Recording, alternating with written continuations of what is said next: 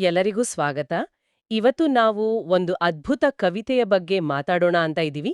John Keats ಬರೆದ ಓಡ್ on a ಗ್ರೇಷಿಯನ್ earn. ತುಂಬಾ ಪ್ರಸಿದ್ಧವಾದ ಕವಿತೆ ಇದು.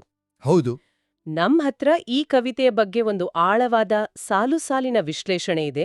ಅದ ಆಧಾರದ ಮೇಲೆ ಆ ಕವಿತೆಯ ಸೌಂದರ್ಯ, ಅದರ ಅರ್ಥ, ಕಲೆ ಮತ್ತು ಕಾಲದ ಬಗ್ಗೆ ಅದು ಏನ್ ಹೇಳುತ್ತೆ ಅಂತ ಅರ್ಥ ಮಾಡ್ಕೊಳ್ಳೋ ಪ್ರಯತ್ನ ಮಾಡೋಣ. ಖಂಡಿತ. ಸರಿ, ಹಾಗಾದ್ರೆ ಶುರು ಮಾಡೋಣ ಅಲ್ವಾ? ಶುರು ಮಾಡೋಣ. ಮೊದಲು ಸ್ವಲ್ಪ ಕಾಂಟೆಕ್ಸ್ಟ್. ಅಂದ್ರೆ ನಿಮ್ಗೆ ಗೊತ್ತಿರೋ ಹಾಗೆ ಕೀಟ್ಸ್ ಒಬ್ಬ ರೊಮ್ಯಾಂಟಿಕ್ ಕವಿ. ಈ ಕವಿತೆಯ ಮುಖ್ಯ ವಿಷಯ ಏನಪ್ಪಾ ಅಂದ್ರೆ ನಮ್ಮ ವಿಶ್ಲೇಷಣೆನೂ ಅದ್ನೇ ಬೀಳುತ್ತೆ.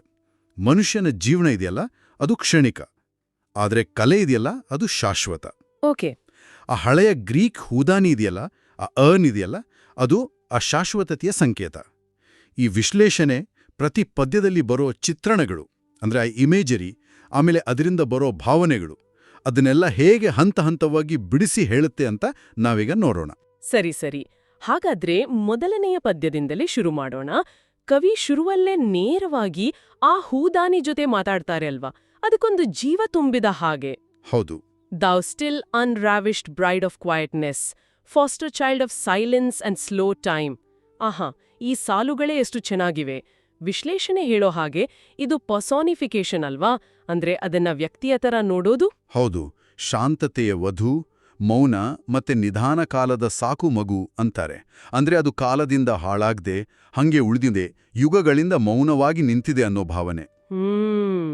ಆಮೇಲೆ ನೋಡಿ, ಅದಕ್ಕಿಂತ ಸ್ವಾರಸ್ಯವಾಗಿ ನಮ್ಮ ವಿಶ್ಲೇಷಣೆ ಗಮನ ಸೆಳೆಯೋ ಹಾಗೆ ಅದನ್ನ ಸಿಲ್ವನ್ ಹಿಸ್ಟೋರಿಯನ್ ಅಂತಾರೆ. ಅಂದ್ರೆ ಕಾಡಿನ ಚರಿತ್ರಕಾರ.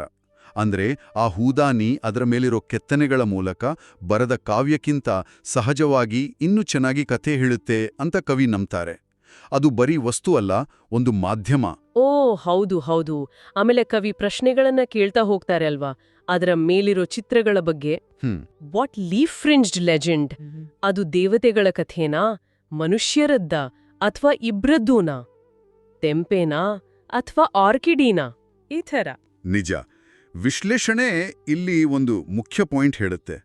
ಈ ಪ್ರಶ್ನೆಗಳಿದೆಯಲ್ಲ, ದೇವರುಗಳ, ಮನುಷ್ಯರ, ಯಾವ ಜಾಗ, ಇದೆಲ್ಲ ಓದುಗರನ್ನ ಒಂಥರ ಆ ರಹಸ್ಯದ ಒಳಗೆ ಎಳೆಯುತ್ತೆ. ಒಂದು ಕಡೆ ಹೂದಾನಿ ಹಂಗೆ ನಿಂತಿದೆ, ಚಲನೆ ಇಲ್ಲ. ಇನ್ನೊಂದು ಕಡೆ ಅದರ ಮೇಲೆ ಕಾಡು ಭಾವಪರವಶತೆ, ವೈಲ್ಡ್ ಎಕ್ಸ್ಟಸಿ ಅಂತಾರಲ್ಲ, ಆ ಥರ ದೃಶ್ಯಗಳು. ಇವೆರಡರ ಮಧ್ಯ ಒಂದು ಟೆನ್ಷನ್ ಇದೆ. ಹೌದು.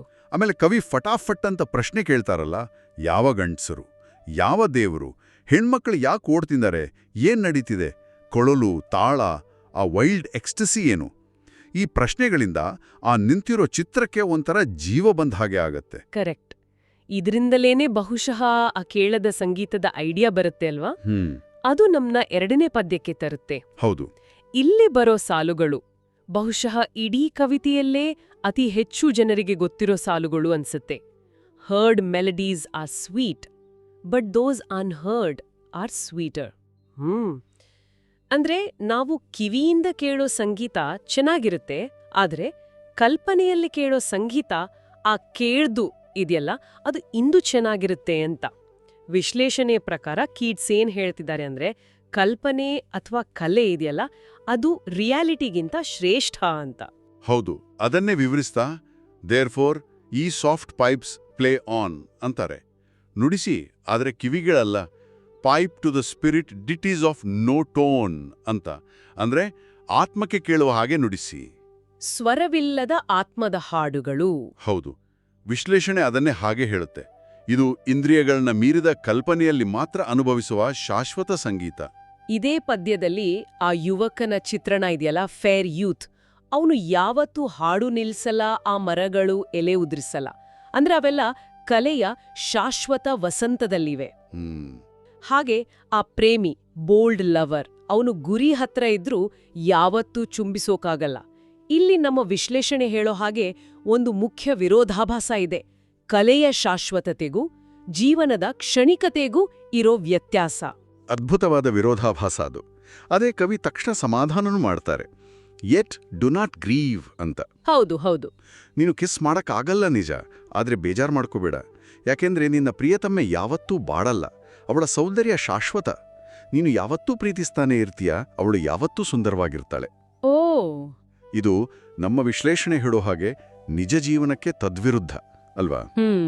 ನಿಜ ಜೀವನದಲ್ಲಿ ಪ್ರೀತಿ ಸೌಂದರ್ಯ ಎಲ್ಲ ಕಾಲಕ್ಕೆ ತಕ್ಕಂತೆ ಬದಲಾಗುತ್ತೆ, ಮಸುಕಾಗುತ್ತೆ. ಆದರೆ ಕಲೆಯಲ್ಲಿ ಅದು ಶಾಶ್ವತ. ದೊಡ್ಡ ಚಿತ್ರದಲ್ಲಿ ನೋಡಿದ್ರೆ ಕಲೆ ಒಂದು ಪರ್ಫೆಕ್ಟ್ ಕ್ಷಣವನ್ನ ಹೇಗೆ ಹಿಡಿದಿಟ್ಕೊಳ್ಳುತ್ತೆ, ಅದನ್ನ ಕಾಲದ ಪ್ರಭಾವದಿಂದ ಹೇಗೆ ಪಾರು ಮಾಡುತ್ತೆ ಅನ್ನೋದನ್ನ ಇದು ತೋರಿಸುತ್ತೆ. ಈ ಶಾಶ್ವತ ಸೌಂದರ್ಯದ ಕಲ್ಪನೆಯೇ ಮುಂದಿನ ಪದ್ಯದಲ್ಲಿ ಬರೋ ಸಂತೋಷಕ್ಕೆ ಕಾರಣ ಅನ್ಸುತ್ತೆ. ಖಚಿತವಾಗಿ. 3ನೇ ಪದ್ಯಕ್ಕೆ ಬಂದ್ರೆ ಇಲ್ಲಿ ಹ್ಯಾಪಿ ಅನ್ನೋ ಪದ ಪದೇ ಪದೇ ಬರುತ್ತೆ ಅಲ್ವಾ? ವಿಶ್ಲೇಷಣೆ ಇದನ್ನ ಹೈಲೈಟ್ ಮಾಡುತ್ತೆ. ಆ ಹ್ಯಾಪಿ ಹ್ಯಾಪಿ ಬೌಸ್, ಸಂತೋಷದ ಕೊಂಬೆಗಳು ಎಲೆ ಉದುರಿಸಲ್ಲ. ಅಂಡ್ ಹ್ಯಾಪಿ ಮೆಲೋದಿಸ್ಟ್, ಸಂತೋಷದ ಸಂಗೀತಗಾರ ಧಣಿವೇ ಇಲ್ದೆ ಹಾಡ್ತಾನೆ ಇರ್ತಾನೆ. More happy love, more happy happy love. ಇನ್ನೂ ಸಂತೋಷದ ಪ್ರೀತಿ ಯಾವತ್ತೂ ಉತ್ಕಟ, ಯಾವತ್ತೂ ಯೌವನ ಭರಿತ. ಹೌದು. ಕವಿ ಯಾಕೆ ಈ ಸಂತೋಷವನ್ನ ಇಷ್ಟೊಂದು ಒತ್ತಿ ಹೇಳ್ತಾರೆ ಅಂತ ವಿಶ್ಲೇಷಣೆ ಹೇಳುತ್ತೆ. ಇದು ಕಲೆಯ ಆದರ್ಶ ಸ್ಥಿತಿ, ಅದರ ಪರ್ಫೆಕ್ಷನ್. ಅದಕ್ಕೆ ಸಮಯದ ನಿರಾಶೆಯ ಹಂಗಿಲ್ಲ. ಅದು ಒಂಥರ ಹೆಪ್ಪುಗಟ್ಟಿದ ಪರ್ಮನೆಂಟ್ ಹ್ಯಾಪಿನೆಸ್. ಹೌದು. ಆದ್ರೆ ತಕ್ಷಣ ಕವಿ ಇದನ್ನ ನಿಜ ಜೀವನದ ಜೊತೆ ಹೋಲಿಸ್ತಾರೆ. All breathing human passion far above. ಈ ಹೂದಾನಿ ಮೇಲಿನ ಪ್ರೀತಿ ಉಸಿರಾಡೋ ಮನುಷ್ಯರ ಭಾವೋದ್ರೇಕಗಳಿಗಿಂತ ಎಷ್ಟೋ ಮೇಲೆ ಇದೆ ಅಂತಾರೆ. ಯಾಕಂದ್ರೆ ನಿಜ ಜೀವನದ ಪ್ರೀತಿ ಕೊನೆಗೆ a heart high sorrowful and cloyed, ಅಂದ್ರೆ ಹೃದಯಕ್ಕೆ ದುಃಖ ಬೇಸರ ತರುತ್ತೆ. A burning forehead and a parching tongue, ಚಿಂತೆ ತೃಷೆ ಇರುತ್ತೆ.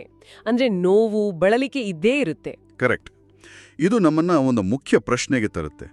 ನಮ್ಮ ವಿಶ್ಲೇಷಣೆನೂ ಅದನ್ನ ಸೂಚಿಸುತ್ತೆ. ಈ ಹೆಪ್ಪುಗಟ್ಟಿದ ಬದಲಾಗದ ಪರ್ಫೆಕ್ಷನ್ ಇದೆಯಲ್ಲ, ಇದು ನಿಜವಾಗ್ಲೂ ಬೇಕಾ ನಮ್ಗೆ? ಹೌದು. ಅದರಲ್ಲಿ ನೋವಿಲ್ಲ, ನಿರಾಸೆ ಇಲ್ಲ.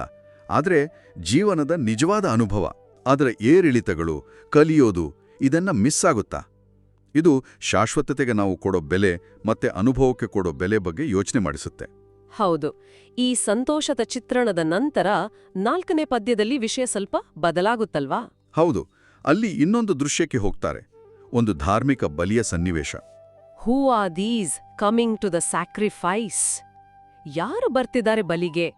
To what green altar, O mysterious priest? ಯಾವ ಬಲಿಪೀಠಕ್ಕೆ ಕರ್ಕೊಂಡು ಹೋಗ್ತಿದೀಯಾ ಆ ಕರುವನ್ನ ಅಂತ ಪ್ರಶ್ನೆಗಳು.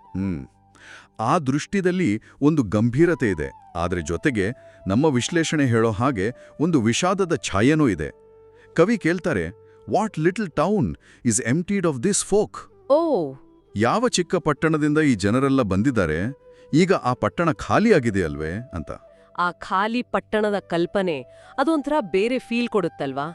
ಖಂಡಿತ. ವಿಶ್ಲೇಷಣೆ ಹೇಳೋ ಹಾಗೆ ಕವಿ ಅದರ ಭವಿಷ್ಯವನ್ನ ಊಹಿಸ್ತಾರೆ. And little town thy streets for evermore will silent be. ಆ ಪಟ್ಟಣದ ಬೀದಿಗಳು ಶಾಶ್ವತವಾಗಿ ಮೌನವಾಗಿರ್ತವೆ.